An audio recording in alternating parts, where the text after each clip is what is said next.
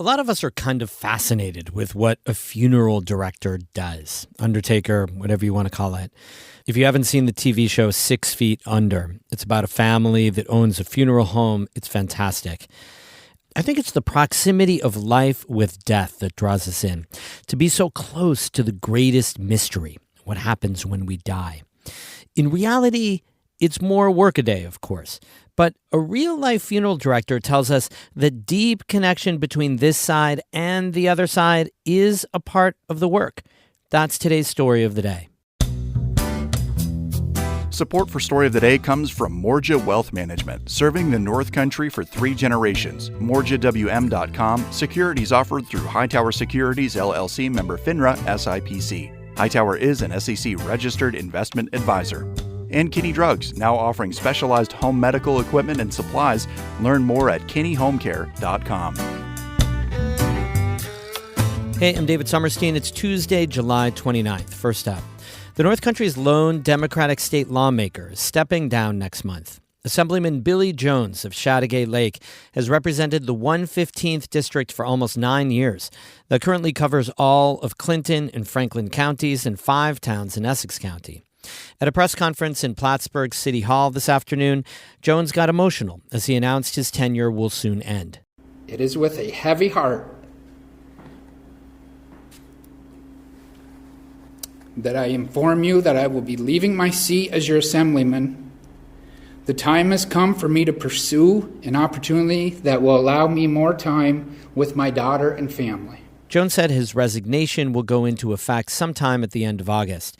He didn't provide specifics about what exactly his next endeavor will be, but he said he'll be part of building something that's, quote, wanted and needed in this community. According to state law, Governor Kathy Hochul will have 10 days to issue a proclamation for a special election once Jones vacates his seat. A special election must occur 40 to 50 days after the proclamation. We'll certainly be reporting on the candidates who will want to enter that race in the coming days and weeks. Starting next year, the state is requiring most new small-scale buildings to be fully electric. Jung-Yoon Han from the New York Public News Network reports. The state is banning any new construction that is 7 stories tall or less from relying on natural gas or oil. That means starting in January of 2026, things like a furnace, a stove, or a dryer in small-scale buildings will all have to be electric. There are some exceptions. For example, buildings built before 2026 that are gutted and renovated don't need to be all electric. But on the whole, environmental advocates say the all-electric requirement is a long-awaited win for climate sustainability goals. Liz Moran is the New York policy advocate with Earth Justice. It's going to lead to more comfortable homes and homes that are cheaper to build and for people to live in than buildings that rely on fossil fuels. Moran says the all-electric rule will save some homes at least $3,000 a year. The New York State Builders Association and natural gas companies tried to stop the state of New York from enacting the law. They claimed it would increase costs for homeowners. The electrification push comes as state energy officials are warning that New York's aging electrical grid is struggling to keep up with increased energy demands. In Albany, I'm Jung-Yoon Han for the New York Public News Network.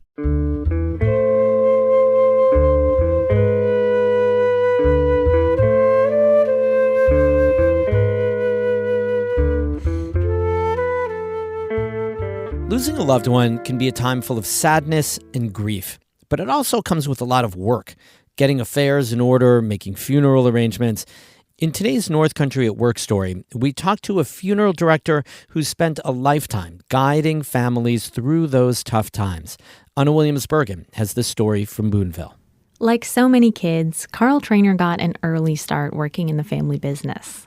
I started working in our funeral home when I was 9 years old in November of 1966. I remember the day very well. Trainer is a lifelong Boonville resident and the third-generation owner of the Trainer Funeral Home, founded by his grandfather in 1906. When Trainer was a kid, many weeks still took place in family homes. The days he didn't have school, Trainer was a funeral assistant. I would go and I'd help people in and out of the cars and into the house and back into the cars. And then when the procession went to either the cemetery or the church for the service, then I would go in and I'd get out all of our boxes and tear the equipment down. Going into the family business was a no-brainer. Traynor got his funeral director's license at 21, and today he's been doing the work for nearly 50 years. The pattern is much the same for our work, but every service is different, every family is different, and so every day is just about different.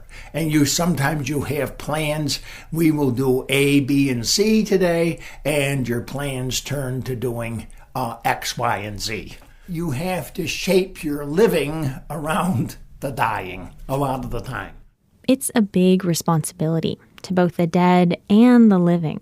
Being a funeral director is quite a bit like being a social worker for the deceased, to convey the deceased to a place of final rest, while at the same time being the social worker for the living. And this is what we have to do to accomplish what you want to do and what needs to be done. Not to be at all high pressure, not at all, but to explain to people their options.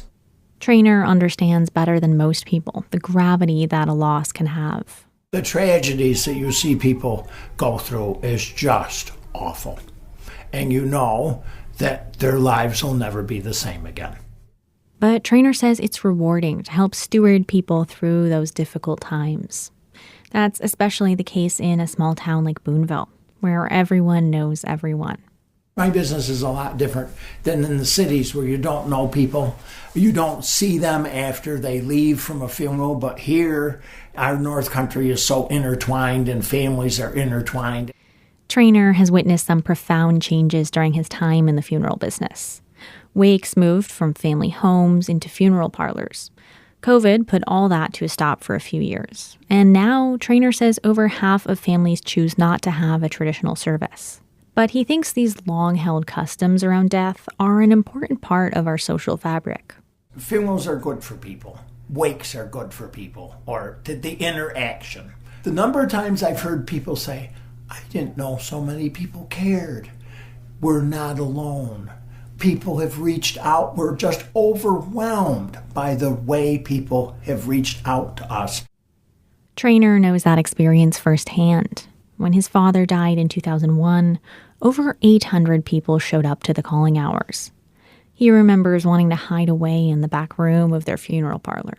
If I could have ducked out of it, I would have, but it was the best thing in the world for me. I heard stories about my dad that I'd never heard before, and to see the people and see the flowers and to just know that his life meant a lot to people and that so many people cared.